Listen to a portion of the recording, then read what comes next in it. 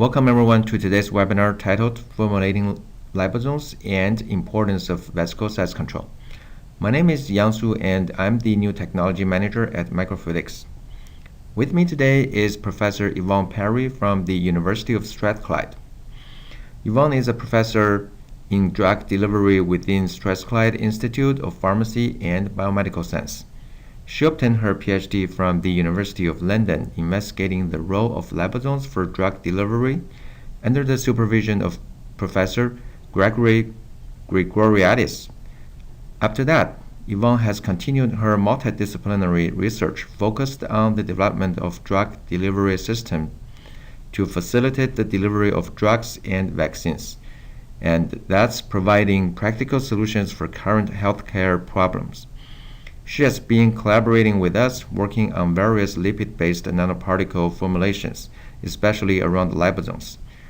To begin today's webinar, I will give a quick overview of Microfluidics as a company, our microfluidizer technology and processors. After that, I will turn it over to Yvonne and she will talk about her research with liposomes and will take questions and answer them in the end. Microfluidics has 35 years of experience serving the nanotechnology industry with our microfluidizer high-shear fluid processors utilizing the patented interaction chamber technology. We are headquartered in Westwood, Massachusetts, which is just outside of Boston. We have a global presence in almost 50 countries with a very large installed base. Microfluidics was acquired by IDEX Corporation and grouped with Quadro Engineering, Fitzpatrick, and Micron to form Material Processing Technology Platform.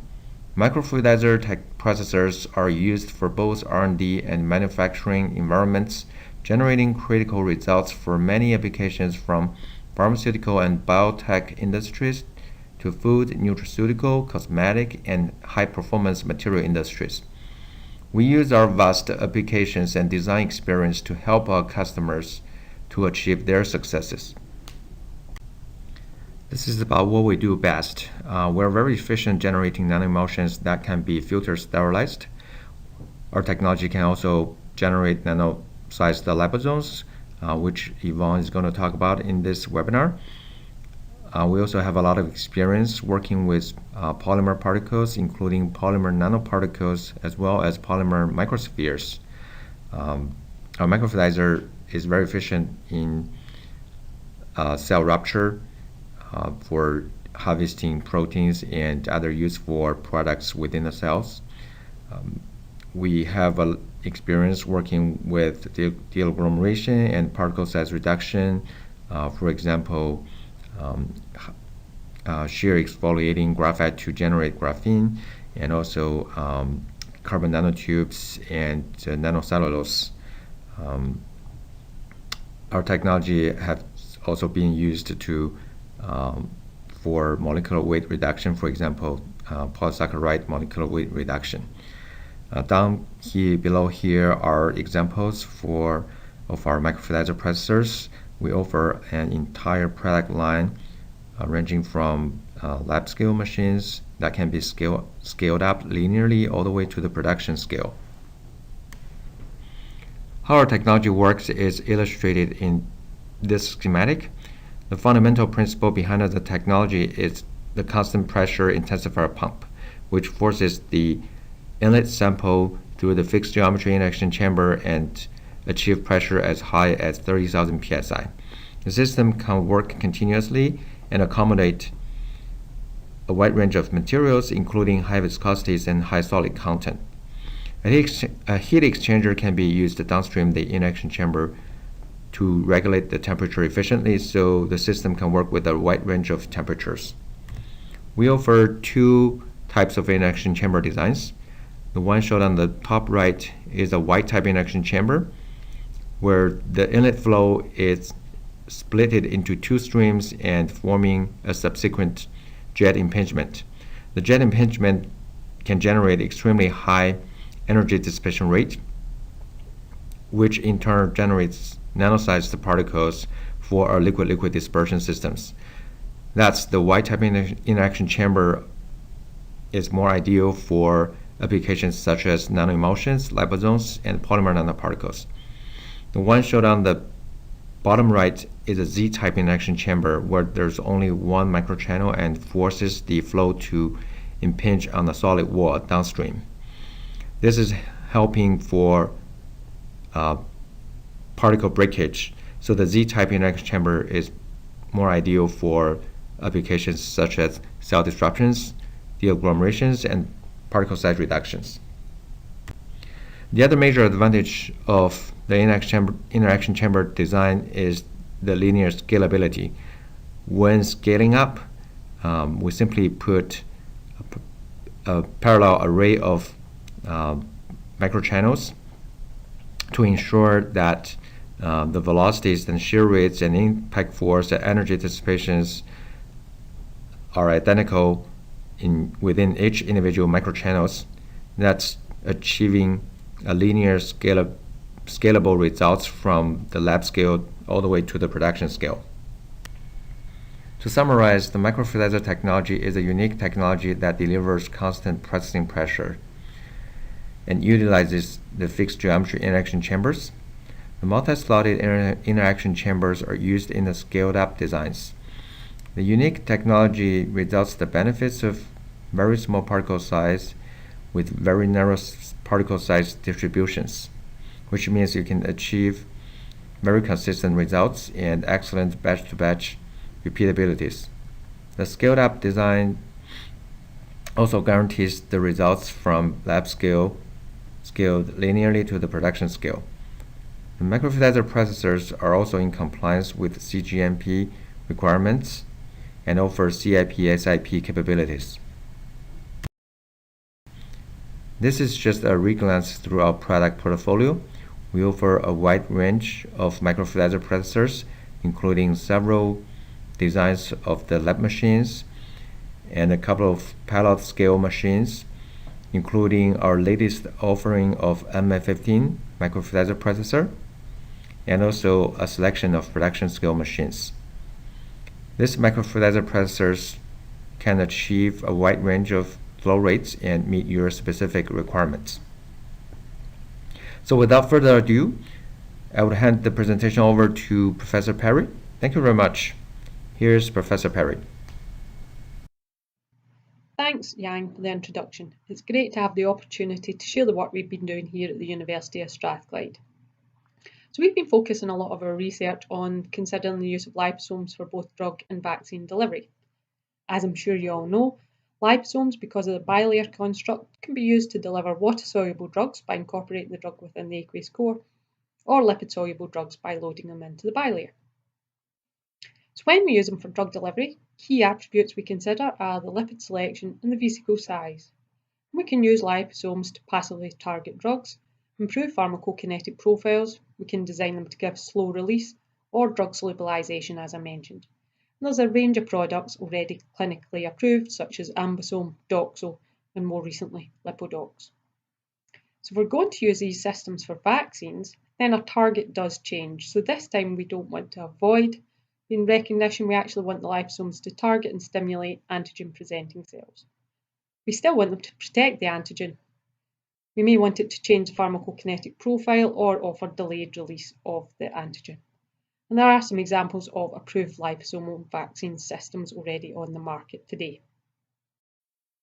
So liposomes are normally characterised based on the size and number of bilayers. So we can have multilamellar vesicles that are generally 100 nanometers or more. We can have large unilamellar vesicles which are about 100 nanometers but have only a single bilayer. Or we can have small unilamellar vesicles which are less than 100 nanometers and are the most commonly used in the clinical products. When designing liposomes for drug delivery, it's important we consider how we control where they go in the body and the factors that might impact on their clearance. For example, if we inject them intravenously, the liposomes are recognised by the mononuclear phagocytic system, mainly the fixed macrophages in the liver and spleen, and they're rapidly cleared from the body. So avoiding uptake by the MPS is obviously very important. So there's key attributes we can consider. One of the most important ones is vesicle size, and having a small uniform particle distribution for your liposomes is very important. We tend to formulate them less than 100 nanometers, and that allows us to avoid uptake by phagocytosis. The second thing we consider is bilayer composition. So we want high transition temperature lipids and cholesterol. That gives us a nice rigid bilayer, and it helps again avoid opsonization and recognition by the MPS. The other factor we consider is the surface attributes of the liposomes, and it's well published that if we give liposomes a hydrophilic coating, such as with polyethylene glycol, we avoid opsonization. And if you look at the clearance from the blood, these are standard liposomes without pegylation. As we increase the concentration, we slowly saturate out the clearance rate, but you can see at lower concentrations we have quite rapid clearance. However, if you compare that to pegylated liposomes, you can see the dose is not having an impact on the clearance, and the clearance rate is slow because our pegylation around the surface of the liposomes is stopping opsonization, stopping recognition of the liposomes, so therefore they are not cleared by the liver. So as you can see, when designing a liposome formulation, we should take into account the bilayer design and the liposome size, as together they impact on delivery, and ultimately that will therefore impact on the activity of the system. Within our labs at Strathclyde, we're really interested in looking at the use of liposomes as vaccine adjuvants. So we've considered all the factors we've been discussing, so in terms of the vesicle size, the number of bilayers, the immunogenicity of the lipids chosen, and also the surface charge of these vesicles, and trying to look at a correlation between formulation and function as a vaccine adjuvant. So one of the formulations we've been working with for some time now was originally developed by the Staten Serum Institute from Copenhagen. So it's a combination of two lipids. We have a cationic lipid, DDA, and it's combined with a second immunostimulatory agent, trehalose dibehanate. Now, DDA on its own can form liposomes, and because of its cationic nature, it's able to carry the antigen to antigen-presenting cells. This promotes both a Th1 and Th2 type response. However, we add in trehalose dibehanate, which cannot form liposomes on its own, but can in combination with DDA. We get stimulation of both Th1 and Th17. So we get a very robust, both humoral and cell-mediated immune responses thanks to this delivery system. When we started making these liposomes, we were using the standard lipid hydration method. So you dissolve your lipids in chloroform, you dry them down to get a lipid film, you then add buffer, warm in vortex to keep it above the transition temperature, and after about 30 minutes you form liposomal vesicles. These are cationic because they've got the DDA in them, so it means we can add negatively charged subunit antigens and they'll be absorbed onto the surface of the liposomes due to electrostatic interactions. What you can see here is a typical example of our formulation. So you could see that the vesicles are around 500 nanometers in size, and it doesn't matter if they're made with DDA on its own or we add in the TDB. They are very positive in surface charge, so they have a zeta potential about 50 millivolts. And because of this positive surface charge, we're able to stick negatively charged subunit antigens onto their surface at about 90 to 100%. So you can see in the insert we have red vesicles. That was us staining the bilayer with rhodamine, so you can see that, and then absorbed onto the surface is FITSI labelled antigen. So you see the red vesicles with the antigen absorbed to the surface. Now these vesicles, if they're made with DDA on their own, the cationic lipid, they're not particularly stable. However, the combination of DDA and TDB that makes them much more stable, and you can see the particle size stays the same over 100 days. They do have a high transition temperature, so the combination of DDA and TDB has a transition temperature of about 43 degrees C. That means when we inject them in the body, they are rigid in nature, so you've got a more solid particle type structure. So you can see we have the combination of DDA that can deliver the antigen to the antigen presenting cell, and the TDB that adds further immunogenicity. So we have both delivery and adjuvant in one combination of liposome. And looking at these in small animal studies, if we compare the efficacy of the DDA-TDB liposome in combination with a TB subunit antigen, they were as effective as BCG Danish in offering protection against TB infection. So they're a very strong liposomal adjuvant. clearly had a strong liposomal vaccine system to consider. So what we wanted to look at was the interplay between the formulation of these liposomes, their biodistribution, and their efficacy as a vaccine formulation. So we started with our DDA-TDB liposomes, and then we wanted to look at the effect of charge and how if we change the charge of these cationic liposomes to neutral, what effect this would have.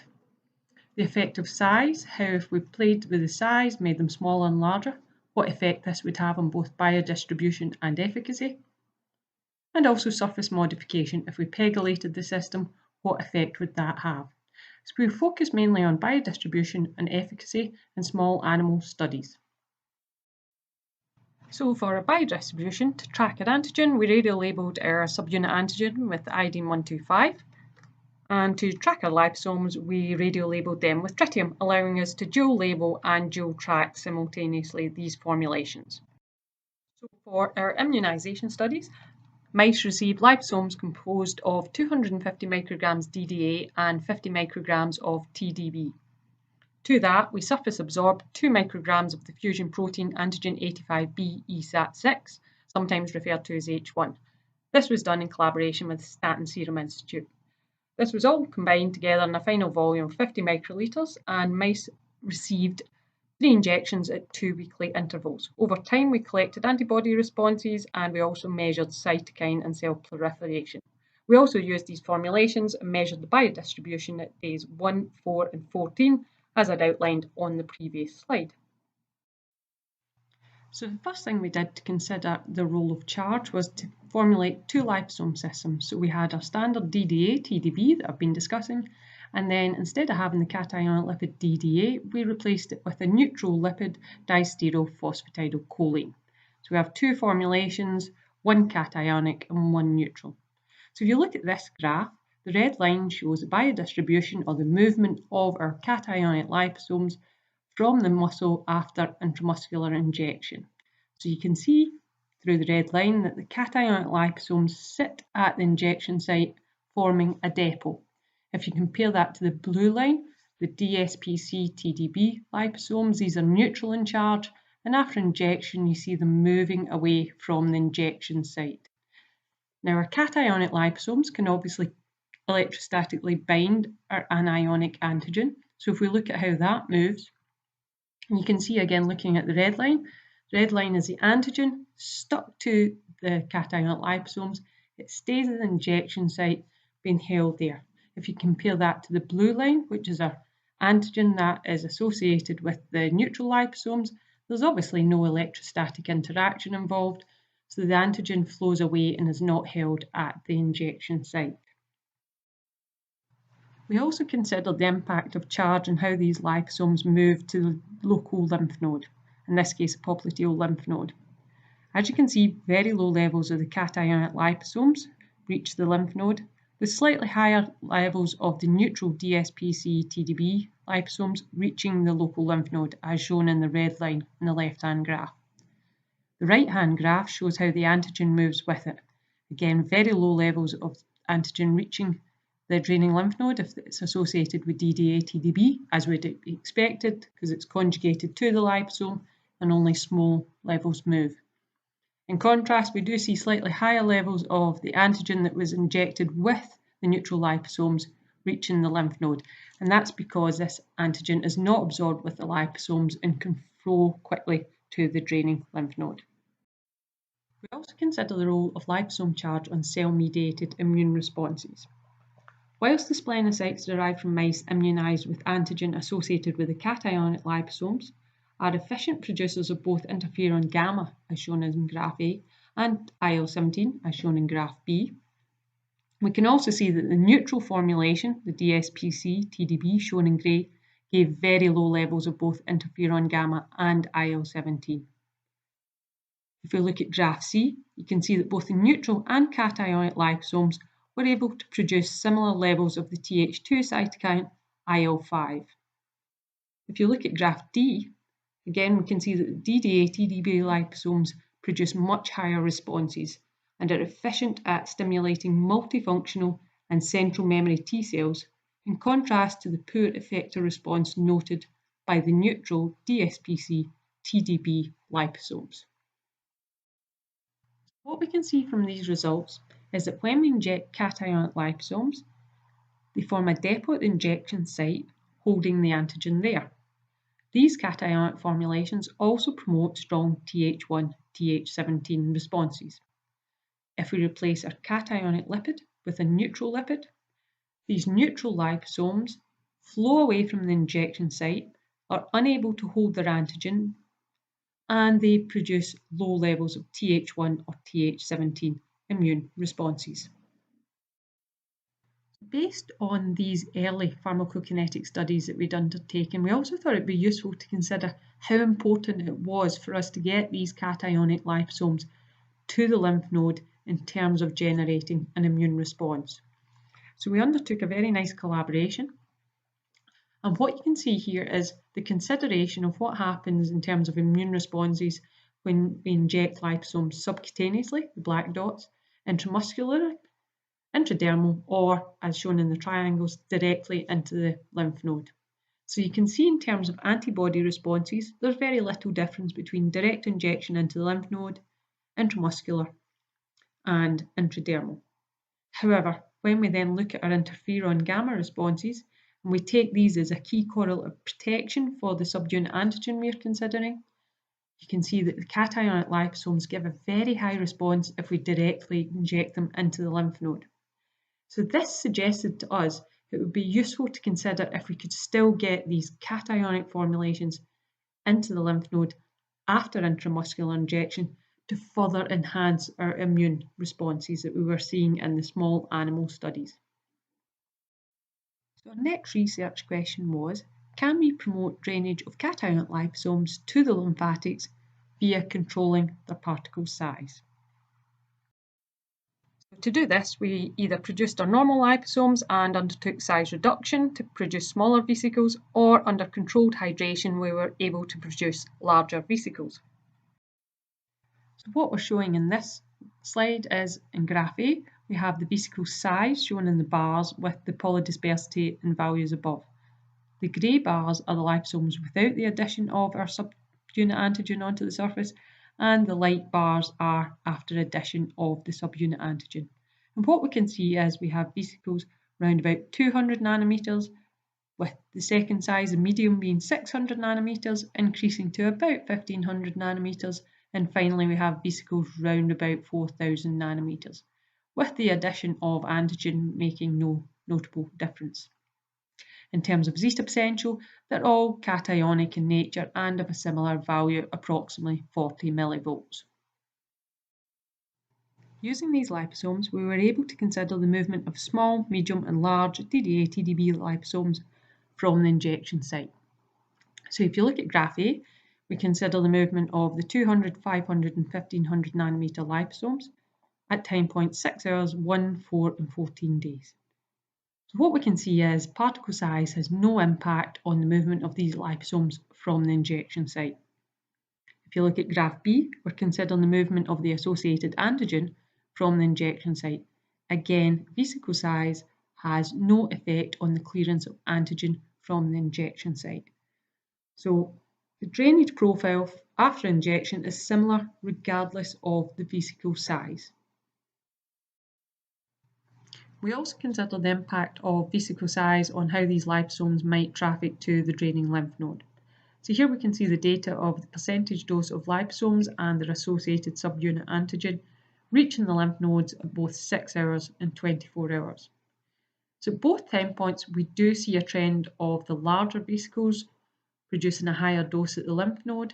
However, this did not translate into the amount of subunit antigen that was able to make it to the draining lymph node. In order to examine the role of liposome size on cell-mediated immune responses, we collected the supernatants from antigen-restimulated splenocyte cultures and measured the levels using ELISA.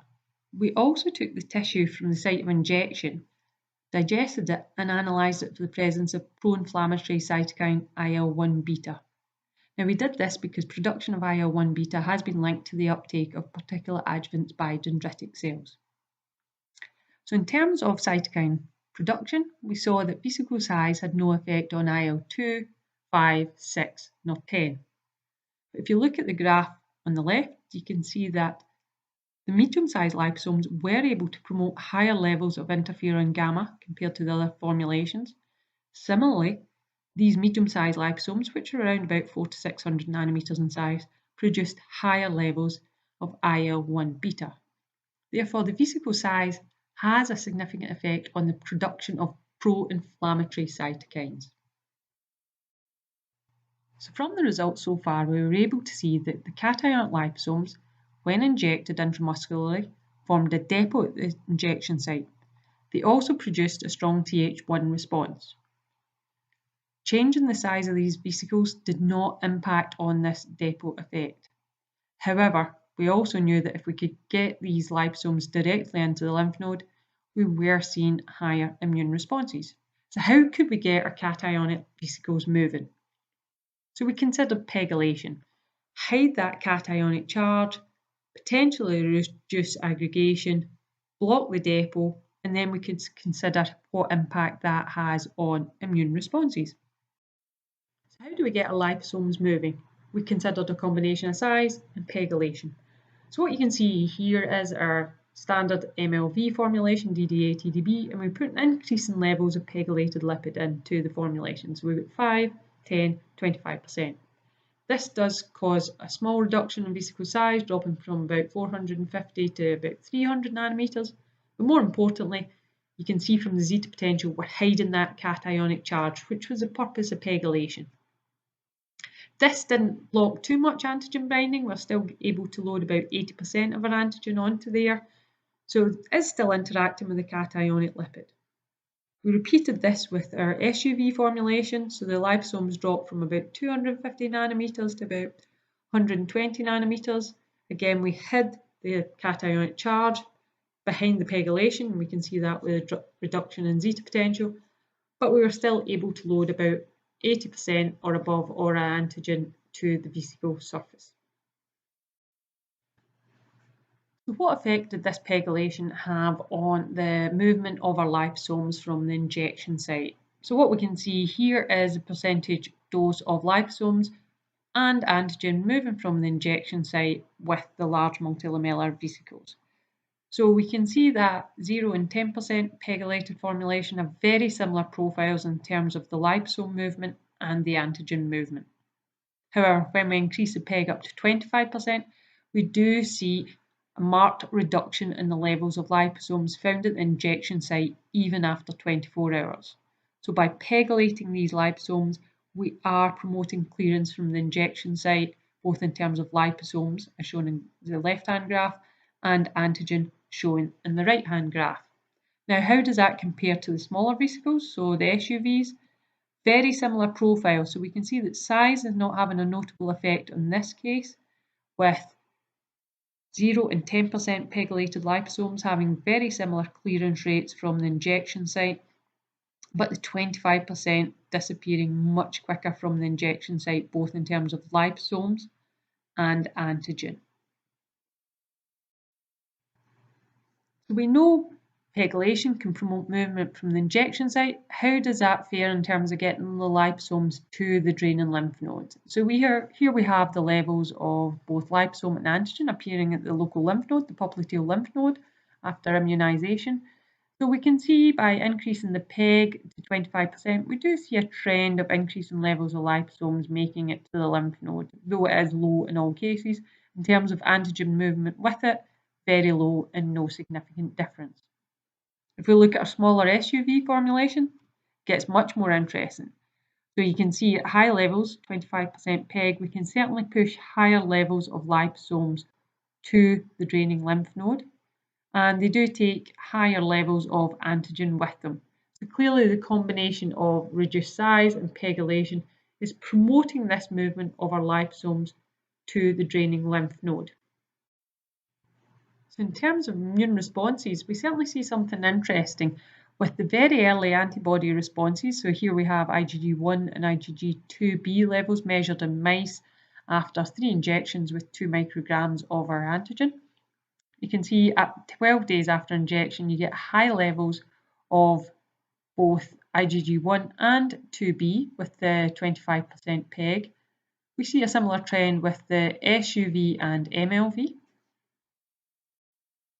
So in terms of later antibody responses, we do see some reduction by pegylation of our formulation. So again, we have our antibody responses shown here, both in IgG1 and 2B, from mice vaccinated with the various formulations. So this is 50 days after injection, and you can see in terms of IgG1, generally there's similar levels. However, if you look at the IgG2B, shown in black, the 25% pegylated SUVs and MLV have lower responses compared to the other formulations. In terms of cytokine responses, we have 4 graphs here, A showing interferon gamma, B showing IL-2, C showing IL-5, and D showing IL-6. What we can see is from interferon gamma, the DAD, ATDB, MLVs and SUVs are not actually a significant difference, but as we pegylate them 10% and 25%, we basically kill off the interferon gamma immune responses. We see a similar trend with the IL-2. With the IL-5 and IL-6, we see no notable trends with no significant difference between immune responses. So certainly our Th1 responses are reduced by pegylation. Th2 responses are not notably affected by pegylation of the liposomal system. So we'd explored a lot these cationic formulations. We tried changing the size to get them moving. We tried pegylation. Pegylation gets them to the lymph node, but it was inhibiting the immune response. So we thought, what happens if we totally reverse the charge and go from a cationic liposome formulation to an anionic liposome formulation? Can we get these liposomes moving and getting improved lymphatic targeting? So we considered 3 formulations. We had DSPC cholesterol, known to give us a nice rigid liposome formulation, and then we added either the anionic lipid dimestylphosphatidylglycerol or phosphatidylserine. So we had 2 anionic formulations and a neutral formulation. The phosphatidylserine PS formulation has a high transition temperature, about 6 to 8, whereas the DMPG has a transition temperature at 23. So the PS formulation will be rigid in the body, whereas the PG formulation will be fluid light. So we were effectively looking at both charge and fluidity. We made the liposomes again by the standard lipid hydration technique, but obviously this would produce large liposomes, so we needed to consider how to reduce the size. These vesicles were also radio-labelled. So to produce our small unilamellar vesicles, we were looking at using the high shear processing system that Yang has already outlined. So we were using the Microfluidics M110P. And the options this is, we could vary the operating pressure, the number of passes and the temperature so that we could optimise the size reduction and produce small unilamellar vesicles. So we started looking at liposomes with low transition temperature. So these are the PC-based formulations. And what you can see in the left-hand graph is we rapidly have size reduction. After only 3 passes, our vesicles are down to about 60 nanometers. The operating pressure can be varied between 20 and 30 kpsi without any impact on the efficacy of size reduction. Our PDI, or dispersity of these vesicles, is low, so we have a nice compact size range, and that's shown by the right-hand graph as well. So then we also tested with high transition temperature lipids, so this is DSPC, cholesterol-based formulations. So we see a very similar trend. So again, we've got very effective size reduction rapidly. So after only 3 cycles, our liposomes are coming down into the SUV range, around about 60 to 70 nanometers. We can use at a range of pressures, and the PDI is again small, with a single population of small size, small unilamellar vesicles. So now comparing the effect of size with anionic liposomes, we have 2 formulations here. One is DSPC cholesterol PS, which is in the blue line. So these are the small unilamellar vesicles, and the red line is our large multilamellar vesicles before size reduction. So if you look at the dose at this injection site, you see our larger vesicles stay at the injection site and take some time to drain away, whereas our small vesicles rapidly drain away from the injection site. And where do they go? Well, if you look at the right-hand graph, you can see that the small vesicles are moving away from the injection site and appearing at our draining lymph node, approximately 24 hours, and we get around 30% of the dose appearing after that time. So that was great. We are able to move these liposomes to the draining lymph node. So we knew our small anionic vesicles were nicely moving to the draining lymph node, so we thought it was useful to do a head-to-head study between small neutral liposomes, as in DSPC cholesterol, compared to those containing phosphatidylserine, as shown in the second line, again very negatively charged, minus 66 millivolts. We have a similarly negatively charged formulation containing DMPG. And then finally, we have a control of a cationic formulation. So we used, in this case, diolutrimethyl ammonium propane just to give us an alternative, but these are very cationic in nature. So they're all around about 90 to 100 nanometers in size, with PDIs below 0.2 generally. In terms of drainage from the injection site, we see that our cationic formulation, shown in purple, sits in the injection site as we've seen it with previous formulations. So the cationics are aggregating and sitting there. Then if we compare our blue, green and red lines, so our blue is our neutral formulation, no aggregation, it's clearing, and it's clearing at similar rates to our anionic formulations. But what you do see if you compare between our two anionic formulations, the red line, which contains phosphatidylserine in the liposomes, is cleared at a faster rate than the alternative anionic liposomes, despite them both being of a similar size and similar anionic charge. So the choice of lipid is having an impact on how these liposomes flow from the injection site. So if we now look at how much these liposomes are able to move to the lymph node, we can see that our small SUVs containing phosphatidylserine are able to track to the highest level to the lymph node, whereas our neutral formulation and our cationic give lower levels, as does our alternative anionic liposome formulation. So it's not just charge and size, it's also the type of lipid within the formulation that has an important role in the draining to the local lymph node. We're seeing differences in these clearance rates from the injection site and appearance at the lymph node with these two anionic formulations. We wanted to know if there was a cell-mediated component to this. So were the liposomes being taken up by preferentially and being moved to the lymphatics? So to investigate macrophage preferences, what we did was we labelled our liposomes with DIL-C, so a fluorescent marker. We then incubated these with macrophages or DCs, and we measured the uptake of the liposomes via fluorescence. So using these uptake studies, we do actually see macrophages have a preference for small phosphatidylserine containing liposomes. So if you look at the graph on the left, you can see there is high levels of liposome positive cells when they are treated with small unilamellar vesicles containing phosphatidylserine. And the mean fluorescent intensity of macrophages is again higher when the macrophages have been treated with small unilamellar vesicles containing phosphatidylserine. In summary, if we want to promote lymphatic targeting, we should use SUV liposomes, which we can very nicely produce using the Microfluidics M110 system, as we've shown in this talk today. We should incorporate an anionic lipid, particularly phosphatidylserine, which promotes drainage to the lymphatics, and we can exploit this for a range of both drug delivery to the lymphatics, or in our case, we've been looking at it as a potential vaccine adjuvant delivery system. Finally, I would just like to introduce you to the team here at Strathclyde who undertook the work, and also to gratefully acknowledge the strong collaboration we've had for many years with the Stat Serum Institute, who we've worked with in all these studies, and also with our colleague Professor Andrew Devitt at Aston University. Finally, obviously, we'd like to thank our sponsors, and I would like to thank you for your time listening today. Thank you. Thank you again, Yvonne, for the excellent presentation. We're now open for questions. We actually have already received quite a few questions already. The first question is, can you comment on the factors that affect the stability on storage and shelf life of liposomes?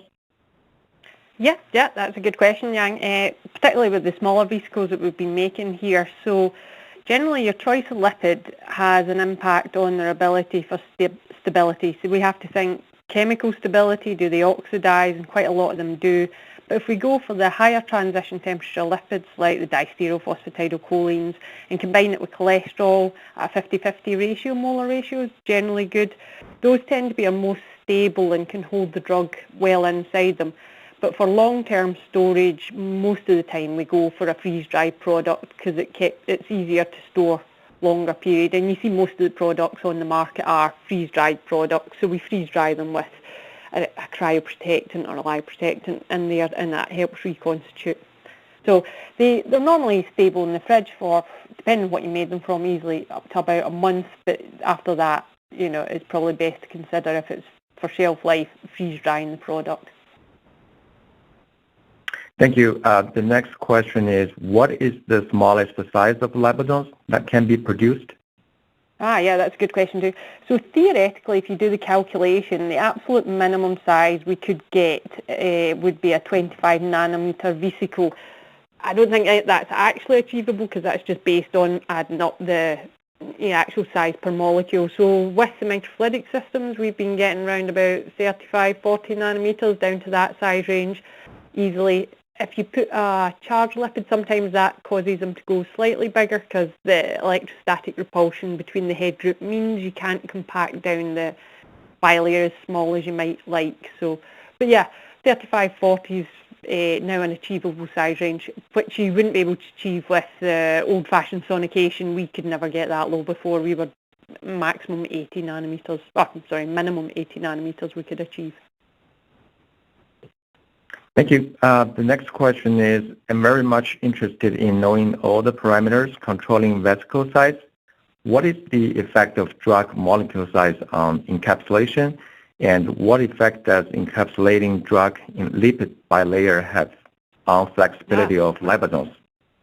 Oh gosh, yes, good question. So in terms of the factors that control the size, the vesicle size that we can get, so that is obviously dependent on our choice of lipid, our concentration of lipid to some extent, though in the concentration ranges we've been working with at the moment with the system, we haven't seen an impact on that. So it tends to be the higher transition temperature lipids. You may need to put them through an additional pass, but generally most of the time we're getting them all down to the same size. But technically the questions you would ask are, what is the transition temperature of my lipid? What is the concentration of my lipid? Because if it's a very high concentration, it will need more energy for size reduction. And do I have cholesterol in it, which can, again, as I say, have an impact on it. In terms of the effect of drug molecule size encapsulation, if it's a water-soluble drug, it won't really have any impact as far as we've seen in our data. So we've used small molecules right up to large proteins, and they don't have an impact on the vesicle size. If you put the drug within the bilayer, that can influence the liposome size because it impacts on packing of the bilayer. So sometimes we were seeing them increasing in size slightly if we were putting it in the bilayer. But again, we could get particle sizes about 50 nanometers using the microfluidics. And in terms of the last part was encapsulating the drug in the bilayer has on flexibility of liposomes. We haven't really looked at that too much. It would depend. So we can, certain drugs, if they have a cholesterol type structure, would impact on the fluidity of the bilayer in the same way as cholesterol does. So anything that can fill in those gaps between the phosphatidylcholine tails would impact on fluidity. And I guess you can measure that through extrusion processes to see how easily they can be extruded after being prepared, because that's quite an easy way to measure fluidity of a bilayer. Great. I just want to add on a couple of points regarding using microfluidizer processor to produce liposomes. As we already pointed out in the presentation, there's several factors we can control with the processor, which are pressure and number of passes and temperature. And temperature is very critical, so you want to process above the phase transition temperature, and also pre-mixing is a very important step. We have here at Microfluidics, we have a lot of experience. We have an excellent application team, and we have a lab here, so we can work with you to help optimize your formulation and process. The next question is, what is the best way to characterize vesicle size? Okay, so we use dynamic light scattering, and we always use that in combination with a second method. So at the moment, the regulators are normally, they'll accept dynamic light scattering, but there is a debate whether we now need a second method. So we tend to back up with cryo-TEM for these smaller vesicles. So that's the one that gives the least change in size we find, through manipulation, because we're not drying it out as such because we're freezing it. So we would always say some sort of dynamic light scattering, whatever system you want to use in that respect, but back it up with a second method so that isn't just a DLS again. So microscopy is very useful, and to get down to the size range, it's normally cryo-TEM that gives you the best, or freeze fracture is another one. Great. The next question is, what are the most important factors to consider when designing a drug release medium and mechanism? Okay, so to consider how well your drug's releasing out, you consider the attributes of the drug. So if it's a water-soluble drug, then that's easy. You just go with a biologically relevant media. So if you want to consider how it would release after IV injection, then do release into plasma. If you've got a low solubility drug, you have to make sure that the drug can actually release into something, because you have to maintain sink conditions so you have that diffusion gradient. So in that respect, when it's low solubility, you might have to play around with the dissolution media. Some people use cyclodextrins or other solvents to help the drug dissolve once it comes out of the liposome. So that's the kind of two things. There was a nice paper recently. Frank Zoka did some work looking at release of doxorubicin and trying to have an easy marker for it, and that's obviously water soluble. So there's been some nice papers recently looking at that and various dissolution setups that we can use now. Thank you. The next question is, what characteristics should the phospholipids carrier have? Is it possible to use less pure phospholipids? Okay, yeah, I mean, certainly that can be done. It really depends what your target for your product is in terms of the market. So obviously if it's going IV, the regulatory requirements are quite strict. So obviously you need to be able to validate your product in terms of quality control and quality assurance. The more pure your product is that goes into the liposome, the easier it is to quantify. But certainly, I mean, you can make liposomes with 60% pure phosphatidylcholine. The cheaper stuff is very easy, and it will still work fine. I guess it just depends what you want to use the liposomes for, but they do form with less pure lipids, no problem. All right, I have one more question. It's regarding formation of cationic liposomes. Do you know if purified phosphatidylcholine such as Leciva S90 will form cationic liposomes? I'm not familiar with that lipid as it is, but generally yes. Most lipids, if you put in cationic lipids, they can form. The key is to consider your composition. So overall, obviously, the difference between a micelle and a liposome is based on the geometry of the surfactants going in. And our phosphatidylcholine, for example, because they have two tails, biases to the bilayer structure. Quite a lot of the cationics, because they have a very large head group, because of electrostatics, means their overall shape is quite wedge-like, and will try to push the liposome back to a micelle type structure. So as long as you compensate for the large head group of the cationic lipid with other lipids, then yes, you can do that, no problem. So it's not a problem having a combination, as long as you make sure you don't put too much of the cationic lipid in, because then it can actually revert over to a micelle rather than a liposome. Thank you. Can you comment on this question? Does the charge of the liposomes produced remain intact after microfluidics processing? Yes, so yes it does. So we have put cationics and more anionic. We've been working with that recently as we outlined in the paper, but definitely yes, it stays intact, no problem. so there is no damage to the lipid or anything like that. So yes, we get out the system a very negatively charged vesicles around about minus 60, minus 70 millivolts, and they are very small in size. So yes, it's not a problem at all. The charge remains intact after processing.